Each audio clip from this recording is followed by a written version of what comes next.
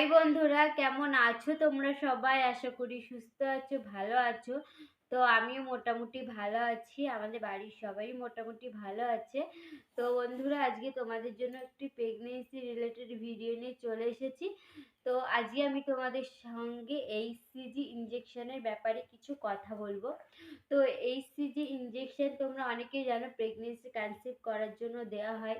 তো HC injection কেন দেওয়া হয় এবং এসি ইঞ্জেকশন দেওয়ার কতদিন পরে প্রেগনেন্সি কনসিভ হয় এবং সম্পূর্ণ ডিটেলস তোমাদেরকে আমি এই ভিডিওতে জানাবো এইসিজি ইঞ্জেকশনের ব্যাপারে।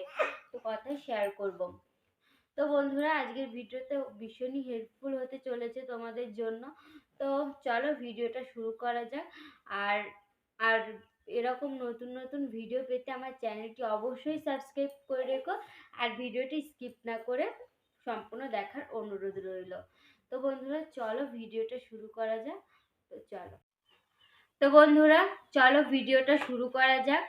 তো বন্ধুরা, প্রথমেই বলবো এইচসিজি ইঞ্জেকশন কেন দেওয়া হয়। তো তোমরা সকলেই কম বেশি জানো, যারা পিসিওডি বা পিসিওএস মানে সমস্যায় ভুক্তভোগী, তারা সকলেই ভালো করে জানো যে এইচসিজি ইঞ্জেকশন সেই সমস্যাটার জন্য ব্যবহার করা হয়।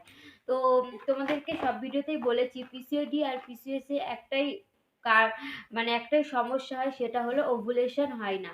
আর এই এইচসিজি ইঞ্জেকশনটা তার জন্য ব্যবহার হয়, ওভুলেশন ঘটানোর জন্য এইচসিজি ইঞ্জেকশনটা ব্যবহার করা হয়।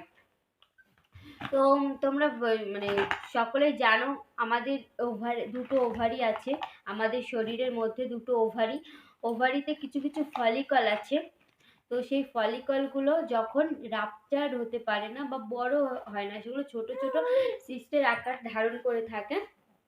তো সেই ফলিকলগুলো যখন রাপচার হয় না, তখন প্রেগনেন্সি কনসিভ হয় না। তো সেই ফলিকলগুলো বড় করার জন্য মানে একটাকে বড় করে একটাকে রাপচার করার জন্য এই সিজি ইঞ্জেকশনটা ব্যবহার করা হয়। তো দেখো, একটা সুস্থ প্রেগনেন্সি আসার জন্য একটা সুস্থ ডিম্বাণু আর একটা সুস্থ শুক্রাণুর প্রয়োজন। না, এই দুটো যদি সুস্থ সবল না হয় তাহলে কখনোই প্রেগনেন্সি কনসিভ হবে না। তো যারা পিসিওডিতে মানে সমস্যাটা যাদের রয়েছে, তাদের ওভুলেশন যেহেতু হয় না, তার জন্যই এই এইচসিজি ইঞ্জেকশনটা ব্যবহার করা হয়। তো এই এইচসিজি ইঞ্জেকশনে 5,000 ডোজ আছে, আরও মানে 5,000 ডোজের আছে, আরও অনেক ডোজের আছে। তো ডক্টরকে দেখে ডক্টর যে ডোজটা দিতে বলবে সেই ডোজটাই তোমাদেরকে দিতে হবে। তো তোমাদের আর বলবো, এইচসিজি ইঞ্জেকশন তোমরা অনেকে হয়তো ভাববে, না বাবা কি হয়েছে, তো তোমরা অনেকে হয়তো ভাববে এই এইচসিজি ইঞ্জেকশনটা দেওয়ার কতদিন পরে মানে মানে গর্ভধারণ হয়। তো দেখো, সব প্রসেসে এইচসিজি ইঞ্জেকশনটা যেহেতু আমাদের ফলিকলটাকে রাপচার করায়, তো সাথে সাথে 1-2 দিন পরে কিন্তু গর্ভধারণ হয় না। তো প্রত্যেক গর্ভধারণ প্রক্রিয়া মানে সুস্থ শরীরেও গর্ভধারণ প্রক্রিয়া মানে কমপ্লিট হতে লাগে 7টা দিন। কি হয়েছে বাবা? তো আমার বাবুকে নিয়ে ভিডিও বানাতে হয়, কারণ ওকে রেখে ভিডিও করা হয়ে ওঠে না। তো সব ভিডিওতে দেখবে ওকে নিয়েই আমি ভিডিও করি। না। তো চলো, যেটা বলছিলাম, সম্পূর্ণ প্রক্রিয়াটা মানে একটা সুস্থ শুক্রাণু আর একটা সুস্থ ডিম্বাণু যখন মিলন হয়, তখন গর্ভধারণ ক্ষেত্রে 7টা দিন সময় লাগে। তো এই এইচসিজি ইঞ্জেকশন দেওয়ার পরেও 7টা দিন সময় লাগে আমাদের শরীরে গর্ভধারণ প্রক্রিয়া সম্পূর্ণ হতে। তো ঠিক আছে, তো গর্ভধারণ প্রক্রিয়া সম্পূর্ণ হতে 7টা দিন সময় লাগে।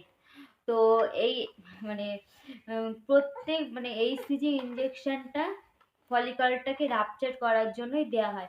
তো আমার ক্ষেত্রে এই ফলিকলটা রাপচার করার জন্য দেয়া, মানে আমার ইঞ্জেকশন পর্যন্ত আমার যেতে হয়নি, আমার ওষুধেই কনসিভ হয়ে গেছে। তো এইচসিজি ইঞ্জেকশন মানে আরেকটা ক্ষেত্রে দেওয়া হয়, তোমাদেরকে বলে রাখি, প্রেগনেন্সিকে সাপোর্ট দেওয়ার জন্য এইচসিজি ইঞ্জেকশনটা দেওয়া হয়। প্রেগনেন্সি যাতে নষ্ট না হয়ে যায়, মানে যাদের ধরো ব্লাড ভাঙার আছে, রক্ত মানে মানে প্রেগনেন্সি যে নষ্ট হয়, ব্লাড ক্ষরণ হয়, রক্তক্ষরণ হয়, অনেক রকম সমস্যা থাকে, এর ক্ষেত্রেও এইসিজি ইঞ্জেকশনটা দেওয়া হয়। তো যাতে প্রেগনেন্সিকে সাপোর্ট করার জন্য আর মানে সুস্থ একটা প্রেগনেন্সি ক্যারি করার জন্য এইসিজি ইঞ্জেকশনটা দেওয়া হয়। আর তোমাদেরকে তো বললামই ওভুলেশন ঘটানোর জন্য।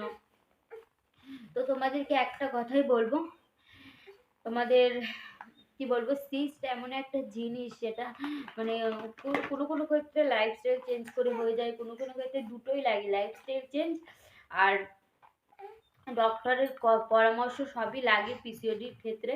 তো তোমাদেরকে একটা কথাই বলে সব ভিডিওতেই আমি বলেছি যে লাইফস্টাইলটাকে চেঞ্জ করো, লাইফস্টাইলকে চেঞ্জ করলে তোমাদের সুস্থ প্রেগনেন্সি ক্যারি হবে। তো তোমাদের অল্প চিকিৎসাতেই তোমরা মা হয়ে উঠতে পারবে। কি হয়েছে বাবা, এখানে বসো বাবা, এনো এনো। তো অল্প মানে আমার ক্ষেত্রে ইঞ্জেকশন পর্যন্ত আমাকে যেতে হয়নি, কারণ আমার ওজনটা ঠিকঠাকই ছিল, আমার সব কিছুই ঠিকঠাকই ছিল, তার জন্য আমার ইঞ্জেকশন পর্যন্ত যেতে হয়নি। তো না বাবা, কি হয়েছে কি হয়েছে না। আর এইসিজি ইঞ্জেকশন দেওয়ার একটা প্রসেস আছে, তো সেই প্রসেসটাও তোমাদের সাথে আমি শেয়ার করছি। তো তোমাদের প্রত্যেক মাসে মানে ধরো একটা মাসে ফলিকুলার স্টাডি করা হলো,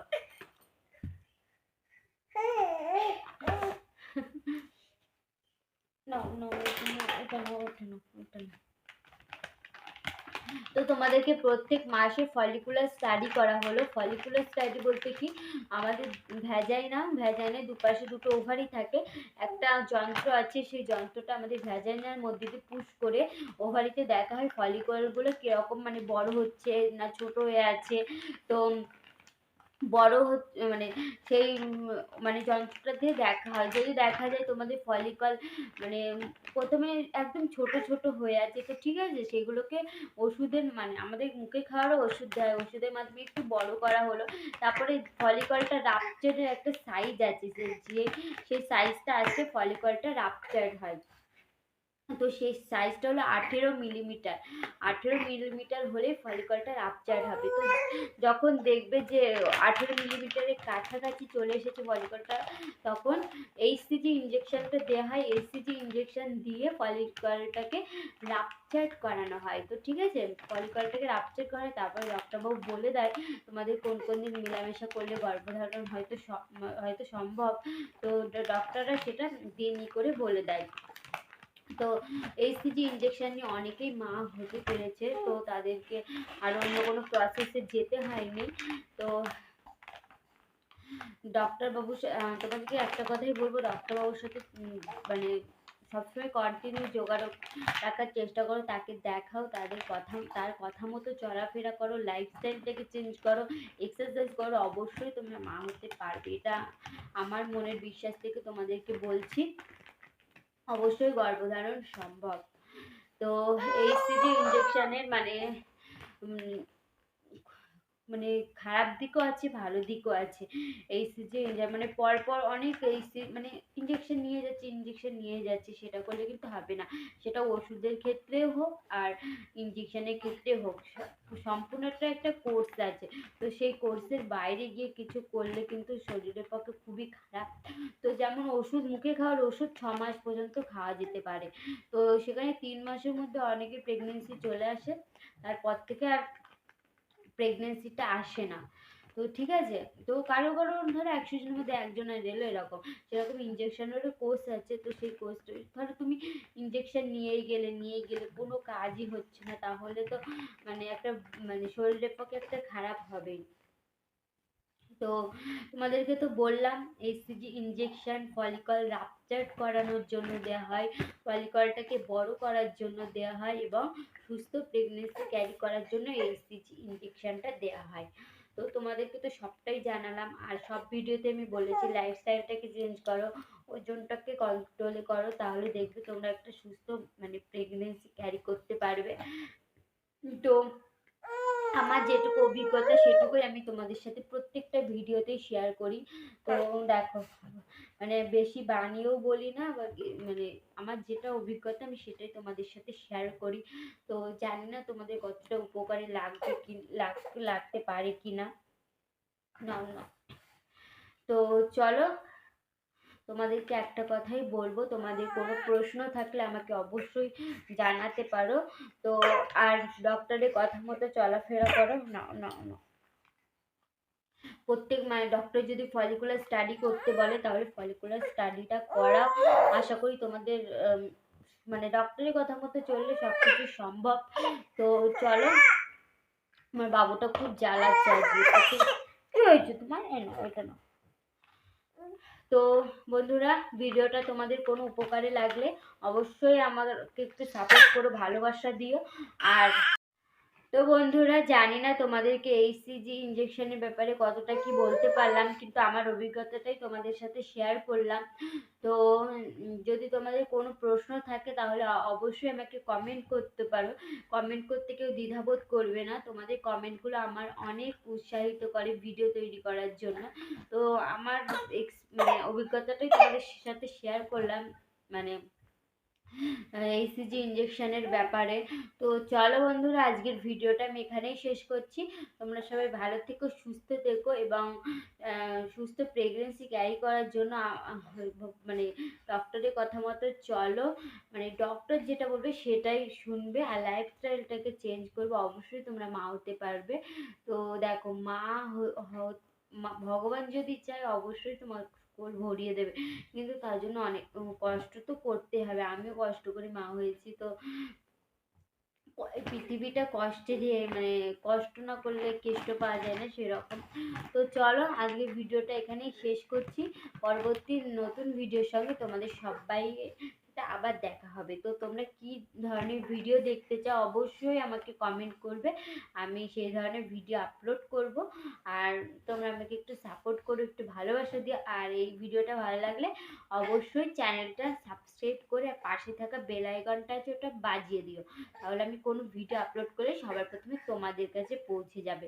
তো বন্ধুরা চলো, আজকের মতো আমি এখানেই টাটা করছি। নেক্সট ভিডিওতে আবার দেখা হবে।